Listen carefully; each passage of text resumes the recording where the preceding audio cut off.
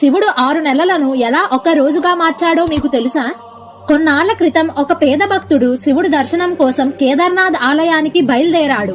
ఆ రోజుల్లో వాహనాలు లేవు. చేతిలో ఒక కర్ర, మనసంతా శివనామం, నడకనే తన వాహనం చేసుకున్నాడు. నెలల తరబడి కష్టపడి చివరకు కేదార్నాథ్ కి చేరుకున్నాడు. కాని అప్పటికే ఆలయ తలుపులు మూసే సమయం వచ్చింది.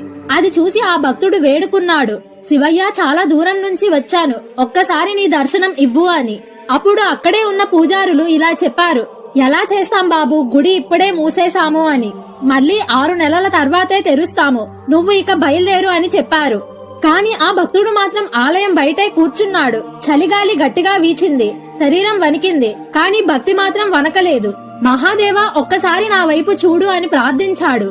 అప్పుడే పొడవైన జుట్టు, పెద్ద గడ్డం, చేతిలో త్రిశూలంతో ఒక యోగి అతని దగ్గరకు వచ్చి ఇలా అన్నాడు, బాబు, బాధపడకు, రేపు నీకు దర్శనం ఖచ్చితం అని చెప్పి తన దగ్గరున్న ఆహారం ఇచ్చాడు. ఆ మాటలు విన్న భక్తుడు ప్రశాంతంగా నిద్రపోయాడు. మరుసటి రోజు ఉదయం కళ్ళు తెరిచి చూస్తే పూజారులు ఆలయం తలుపులు తెరుస్తున్నారు.